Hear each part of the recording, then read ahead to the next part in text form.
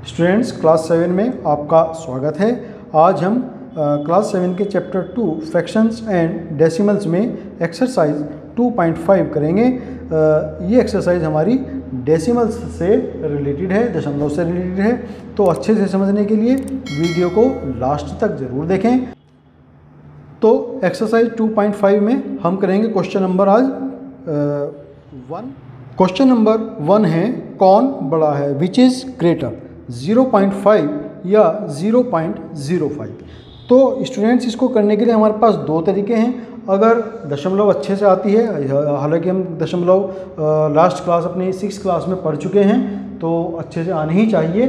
लेकिन फिर भी हम इसको भिन्न के रूप में भी इसको बना करके हल कर सकते हैं। तो मैं आपको यहाँ पर दोनों तरीके बताने जा रहा हूँ। तो पहला तरीका है इसको भिन्न के रूप में देख करके। तो भिन्न के रूप में बदलने के लिए 0.5, तो दशमलव के स्थान पर सबसे पहले मैं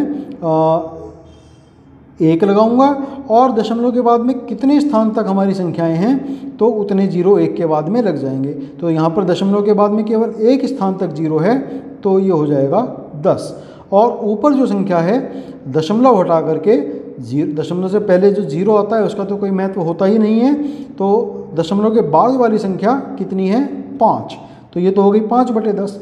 फिर दूसरी संख्या को देखते हैं, 0.05। तो दशमलव के लिए 1 लगाएंगे और दशमलव के बाद कितने स्थान तक अंक हैं, 1 2 स्थान तक अंक हैं, तो इसके बाद में हम लगाएंगे 2 0। अब संख्या क्या बचेगी, 0.5। तो जब हम कोई संख्या लिखते हैं तो उससे पहले 0 का कोई महत्व होता नहीं है। तो मैं इसको 5 कहूँ या 0.5 कहूँ, एक ही बात है। तो यहाँ पर हम देखते हैं ये 5/100 है और ये 5/10 है। तो दोनों में अंश हमारा समान है, 5 और 5। तो जब किसी फ्रैक्शन में न्यूमरेटर इक्वल होते हैं तो जिस फ्रैक्शन का डिनोमिनेटर बड़ा होगा वो फ्रैक्शन छोटी होती है। किसी भिन्न में जब अंश बराबर होने पर बड़ी हर वाली जो भिन्न होगी वो छोटी होगी। तो यहाँ पर बड़ा हर किसका है, 100 का हर बड़ा है। ये वाली भिन्न का हर बड़ा है, 100 बड़ा है और 10 छोटा है। इसका मतलब 5/10 बड़ी है और 5/100 छोटी है। तो यहाँ पर हमें पता चल गया कि 0.5 इज़ ग्रेटर देन 0.05 के, 0.05 के। तो ये तो हो गया हमारा फ्रैक्शन में कन्वर्ट करने के बाद पता किया हमने। अब हम सीधे सीधे भी पता कर सकते हैं। यहाँ पर हम देखते हैं कि दशमलव के बाद में दशमलव से पहले इकाई स्थान पर देखेंगे तो वो दोनों ही संख्याओं में 0 हैं। तो कोई बात नहीं, उससे आगे चलेंगे हम। तो दशमलव के बाद में जो पहला स्थान है, यानी कि 10वां जो भाग है, दशांश जो है, 10th पार्ट जो है वो देखेंगे हम। तो 10th पार्ट यहाँ पर 5 है और यहाँ पर 0 है। तो 10th पार्ट किसका बड़ा हुआ, इस वाली संख्या का 10th पार्ट बड़ा है, 5 और ये 0। तो निश्चित रूप से ये संख्या हमारी बड़ी हो जाएगी। 0.5 ग्रेटर देन 0.05, क्योंकि इसका दशमलव के बाद जो पहला स्थान है यानी कि 10th पार्ट जो है वो बड़ा है इसकी अपेक्षा। तो ये हो गया हमारा फर्स्ट पार्ट। फिर सेकंड पार्ट है इसका 0.7 या 0.5। तो पहले मैं बाद वाला मेथड से करता हूँ इसको। दशमलव से पहले इकाई स्थान हमारे यूनिट प्लेस दोनों में 0 0 है, तो वहाँ तो बराबर हो गए दोनों। फिर उससे आगे कोई संख्या है नहीं 10th प्लेस पर या 100th प्लेस पर कोई संख्या है नहीं। तो हम क्या करेंगे, 10th के डेसिमल्स के बाद वाले जो है प्लेस वहाँ तक चलेंगे। तो दशमलव के बाद जो पहला भाग है दशांश जिसको हम बोलते हैं, 10th जो पार्ट है वो है 7 और इसमें है 5 10th पार्ट। तो 7 बड़ा होता है और 5 छोटा होता है। तो इसलिए ये ये दशमलव हमारी बड़ी हो जाएगी। 0.7 बड़ा हो गया और 0.5 छोटा हो गया। भिन्न में चाहें तो भिन्न में कन्वर्ट करके भी कर सकते हैं। दशमलव के लिए 1 और दशमलव के बाद वाली संख्या के लिए 0 और फिर ऊपर दशमलव हटा करके जो संख्या है वो लिख देंगे 7। ऐसे ही यहाँ पर करेंगे, दशमलव हटा करके 5 और दशमलव के लिए 1 और उसके बाद 0। क्योंकि यहाँ पर दोनों हमारे हर बराबर हो गए तो बड़े अंश वाली संख्या बड़ी हो जाएगी। तो ये हो गया हमारा, तो इससे भी वही आंसर मिला हमें। तो ये हम सीधे कर सकते हैं, यहाँ पर हमें थोड़ा सा काम करना होगा।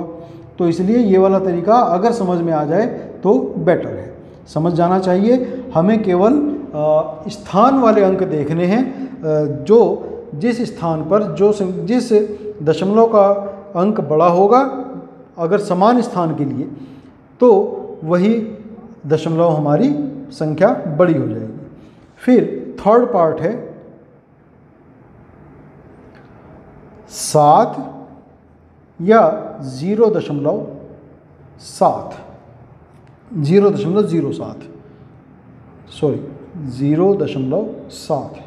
7 या 0.7।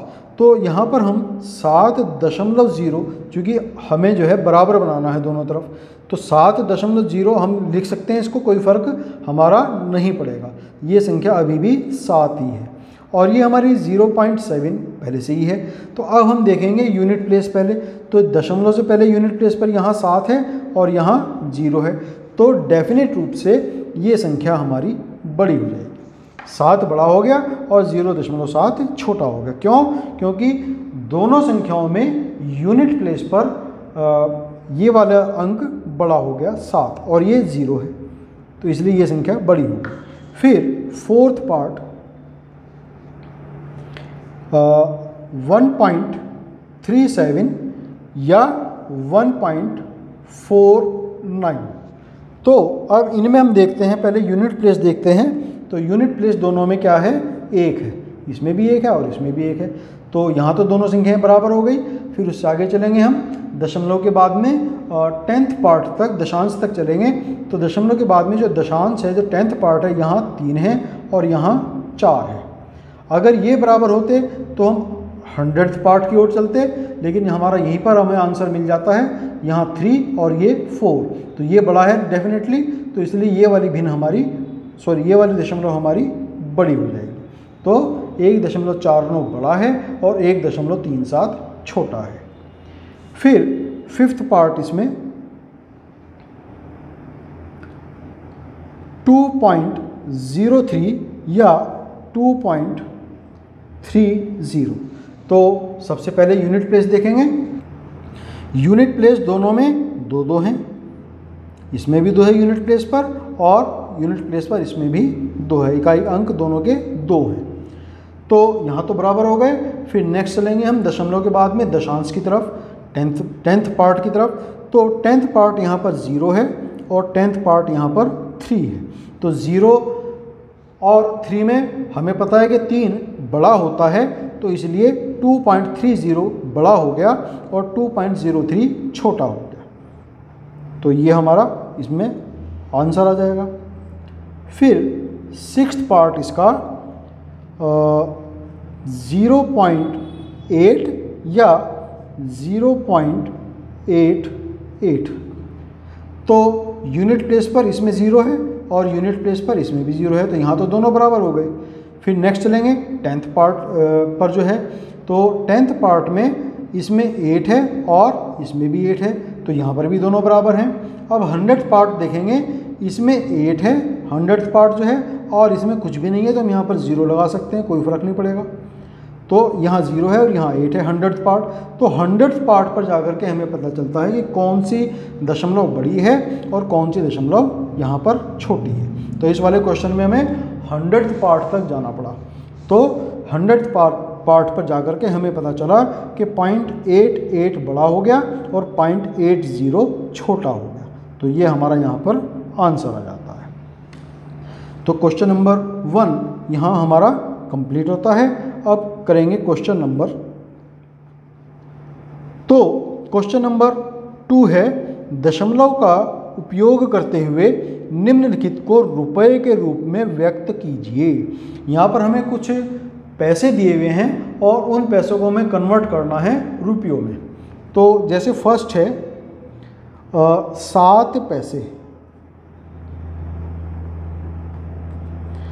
तो जैसा कि हमें सबको पता है कि 1 रुपये में 100 पैसे होते हैं, 1 रुपया बराबर 100 पैसे। अब हमें करना है पैसे को रुपए में कन्वर्ट, उल्टा करना है। तो 1 पैसा बराबर होगा 1/100 रुपये के, यानी कि रुपये का 100वां भाग। तो 1 पैसा बराबर 1/100 रुपये, तो 7 पैसे बराबर 7/100 हो जाएंगे, 7/100 रुपये। इसको हमें दशमलव में बदलना है, क्योंकि प्रश्न में कहा है कि ये दशमलव का प्रयोग करते हुए। तो अब हमने देखा कि 7 को हमें 100 से भाग करना है। 100 में कितने जीरो हैं? 100 में 2 जीरो होते हैं। तो यानी कि हम जो हैं 7 के बाद में 2 जीरो के बाद 2 अंकों के बाद में दशमलव लगाएंगे। तो एक अंक तो हमारे पास 7 है, दूसरा अंक हमें नहीं है हमारे पास, तो दूसरा अंक अपनी तरफ से बनाएंगे, 0 लगा देंगे। तो अब हमारे पास 2 अंक हो जाते हैं। 2 अंक 0 के 100 में हैं, तो यहाँ पर भी 2 अंकों के बाद में दशमलव। और अंक कहाँ से गिनना शुरू करते हैं? हम दाईं तरफ से अंकों को गिनना शुरू करेंगे दशमलव लगाने के लिए। तो 7 पहला अंक हो गया और ये 0 दूसरा अंक हो गया। तो यहाँ पर हमारी दशमलव आ जाती है। तो ये बन गए 0.07 रुपये, यानी कि 7 पैसे बराबर 0.07 रुपये। तो ये हमारा पहला पार्ट हुआ। इसमें सेकंड पार्ट है इसके अंदर कि 7 रुपये और 7 पैसे। तो हमें इनको पैसों में कन्वर्ट करना है, तो 7 रुपये तो ऑलरेडी हमारे पास यही हैं, केवल 7 पैसों को और बदलना है। तो इसको मैं लिख सकता हूँ 7 रुपये प्लस 7 पैसे। तो 7 रुपये तो ऐसे ही रहेंगे, प्लस 7 पैसे को हमने यहाँ पर बदला था 7/100 रुपये में, यानी कि ये हो जाएंगे हमारे 7 रुपये और प्लस 7/100 को हमने लिखा था 0.07 रुपये। तो जब 7 और 0.07 को जोड़ेंगे तो ये हो जाएंगे 7.07।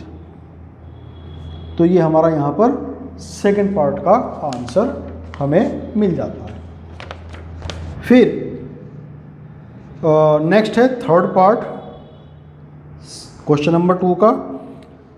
77 रुपये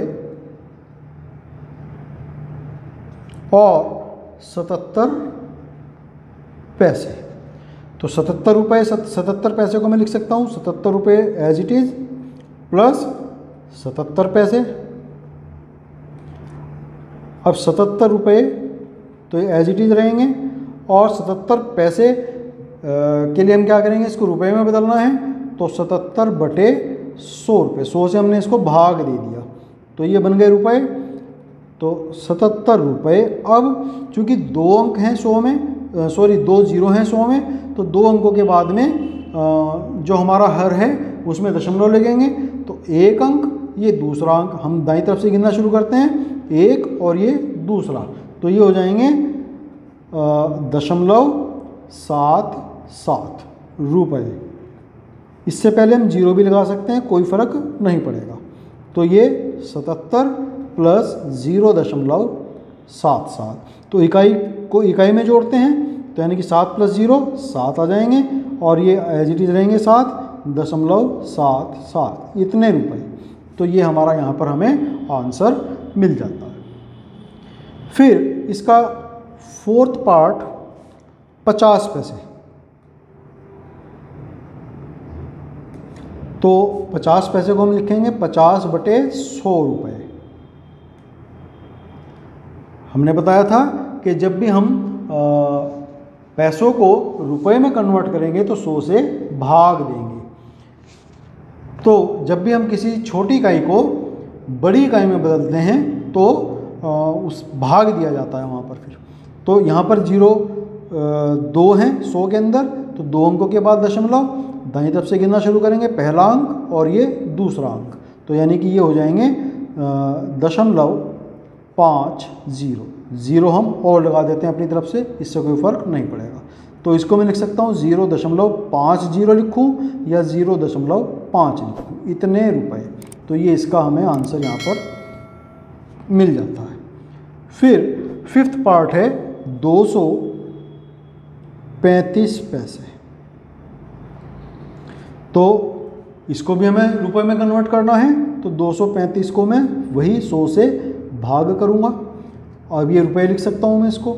अब 100 से भाग करना है तो 100 में 2 जीरो हैं, तो दाईं तरफ से गिनते हुए 2 अंकों के बाद दशमलव, पहला अंक 5, दूसरा अंक 3, उसके बाद दशमलव, तो ये हो जाएगा 2.35।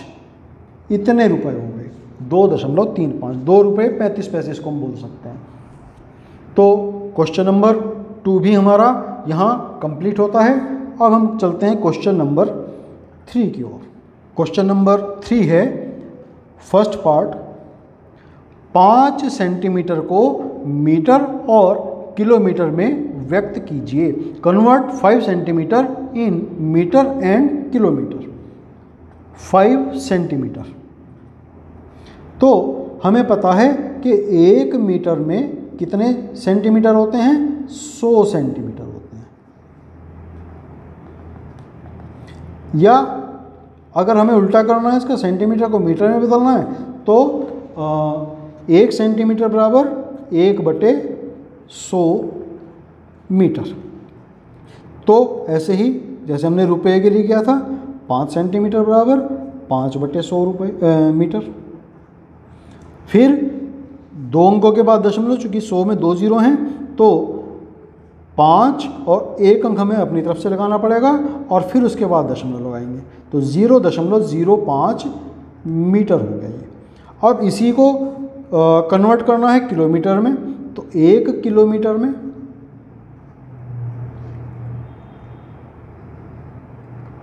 कितने सेंटीमीटर होते हैं, तो 1 किलोमीटर में 100 गुणा 1000 यानी कि 1,00,000 सेंटीमीटर होते हैं, क्योंकि 1 किलोमीटर में 1000 मीटर और फिर 1 मीटर में 100 सेंटीमीटर, तो 1 किलोमीटर बराबर 100 गुणा 1000 सेंटीमीटर, तो 1,00,000 सेंटीमीटर हम उसको कह सकते हैं। या 1 सेंटीमीटर बराबर हो जाएगा 1/1,00,000 मीटर। 5 सेंटीमीटर बराबर 5/1,00,000। अब 1,00,000 में कितने जीरो हैं, 1 2 3 4 5 जीरो हैं, तो यानी कि 5 अंकों के बाद दशमलव लगनी है। तो 5 तो हमारे पास ये है, उसके बाद में 4 अंक और चाहिए हमें, क्योंकि हमें दाईं तरफ से गिनना है। तो 1 2 3 4 5, तो 5 अंकों तक हमने किया और उसके बाद में फिर दशमलव लगा दी, तो यानी कि 5 सेंटीमीटर बराबर हो जाते हैं 0.00005 किलोमीटर। तो इस तरीके से हमारा सेंटीमीटर किलोमीटर में कन्वर्ट हो जाता है। फिर सेकंड पार्ट है इसका कि 35 मिलीमीटर को, इस बार और छोटी यूनिट है हमारे पास 35 मिलीमीटर, इसको सेंटीमीटर में, मीटर में और किलोमीटर में कन्वर्ट करना है। तो 1 सेंटीमीटर बराबर हमें पता है होते हैं 10 मिलीमीटर, या 1 मिलीमीटर बराबर होंगे 1/10 सेंटीमीटर। तो कितने मिलीमीटर हैं, 35, तो 35 मिलीमीटर बराबर हो जाएंगे 35/10 सेंटीमीटर। अब 35/10, 10 में कितनी जीरो हैं, 1 जीरो, तो 1 अंक के बाद में दशमलव लगनी है, तो यानी कि 5 और फिर दशमलव और फिर बाकी की संख्या, तो 3.5 सेंटीमीटर में कन्वर्ट ये हो जाता है। अब इसी को हमें मीटर में कन्वर्ट करना है, तो 1 मीटर बराबर 1000 मिलीमीटर, या 1 मिलीमीटर बराबर 1/1000 मीटर। कितने मिलीमीटर हैं, 35, तो 35 मिलीमीटर बराबर हो जाएंगे 35/1000 मीटर। अब 1000 में 3 जीरो हैं, 1 2 3, तो यानी कि 3 अंकों के बाद दशमलव लगनी है। तो 3 अंक, 5 पहला अंक हो गया, 3 दूसरा अंक हो गया, तीसरा अंक तो हमारे पास है ही नहीं, तो वो हमने अपनी तरफ से 0 लगा दिया और फिर हमने यहाँ पर तीसरे अंक के बाद में दशमलव लगा दी। उसके बाद हम यहाँ 0 लगा सकते हैं, उसका कोई महत्व है नहीं। तो 0.035 मीटर, तो 35 मिलीमीटर बराबर हो गए 0.035 मीटर। अब इसी मिलीमीटर को हमें कन्वर्ट करना है किलोमीटर में। तो 1 किलोमीटर बराबर होते हैं 1000 गुणा 1000। भाई 1 किलोमीटर में 1000 मीटर और 1 मीटर में 1000 मिलीमीटर, तो 1000 गुणा 1000 यानी कि 10 लाख। 1 2 3 4 5 6, तो ये 6 हमारी इसमें 0 आ जाती हैं, इतने मिलीमीटर। तो या 1 मिलीमीटर बराबर हो जाएंगे 1/10 लाख किलोमीटर। और कितने हैं हमारे पास? 35 मिलीमीटर हैं, तो ये हो जाएंगे 35/10 लाख। 1 2 3 4 5 6, 6 जीरो हैं 10 लाख में, तो 6 अंकों के बाद में दशमलव लगेगी। पहला अंक 5, दूसरा अंक 3 और बाकी के अंक कितने और चाहिए? अभी 4 अंक और चाहिए। 6 अंकों के बाद लगनी है, तो 2 तो हमारे पास हैं, 4 और चाहिए। तो 1 2 3 4 हमने 4 जीरो लगा दी और तब जाकर के हम यहाँ पर 0 लगाते हैं। तो 0.00035 किलोमीटर। तो इस प्रकार से हमने पैसे को रुपए में कन्वर्ट किया, सेंटीमीटर को मीटर में, सेंटीमीटर को किलोमीटर में, मिलीमीटर को सेंटीमीटर में, मिलीमीटर को मीटर में और मिलीमीटर को किलोमीटर में कन्वर्ट करना हमने इन प्रश्नों के माध्यम से सीखा। तो स्टूडेंट्स, आज के लिए हम इतना ही रखेंगे। आपका बहुत धन्यवाद।